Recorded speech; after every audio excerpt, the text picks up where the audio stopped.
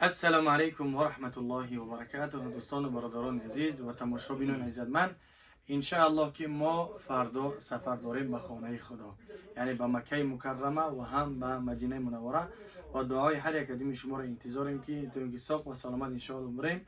و خیلی که در ویدیو ما دیده بودین اکا جمشید وعده داده بود که یک انسان انتخاب میکنیم. این روز همون روز فرار رسید که یک کس انتخاب کرد و این روز با همراه ما تاجیکستان آوردنش. الحمدلله که فردا سفر داره. که جمشید که اگه چی سخن بگیم؟ السلام علیکم و رحمت الله و برکاته. این تقام انشاءالله خدا خواهد نصیب کرده باشه پگاه با همراه قایصالا و برادر سفر به خانه الله دارن. ما 100% دلی پر قطعی من همین تقام باور کرده روی میکنم به همین گروه که سرداری گروه قایصالا های ما یکم 100% باوری دارم. برای همین دلی پر قطعی من تقام باور کرده پگاه یکم همراه میکنم. نصیب کرده باشه 2 هفته 20 روزه چند روزی نصیب کرده باشه شما میرم خانه خدا را زیارت کرده میرم انشاءالله. خدا نگهبانتان باشه.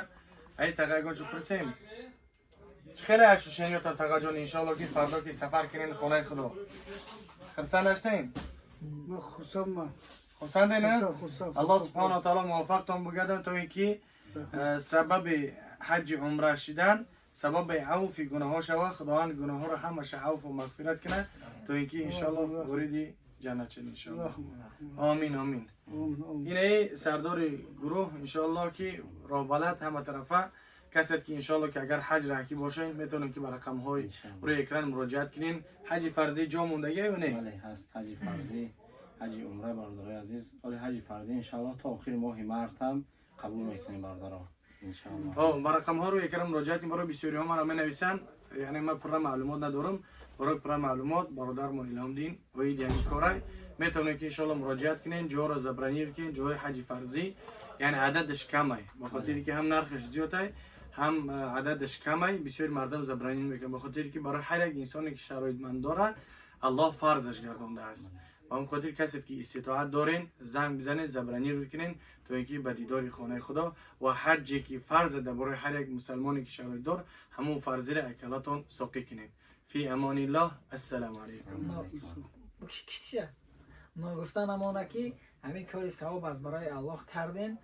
یعنی برادر خواهش کردن که مثال ما میفوره که همین کاری ثواب داشت همراه شم شریک شم اکم هم حصهش گذاشت. هزار رحمت کلان اکا بهترین اردن خوب کردن.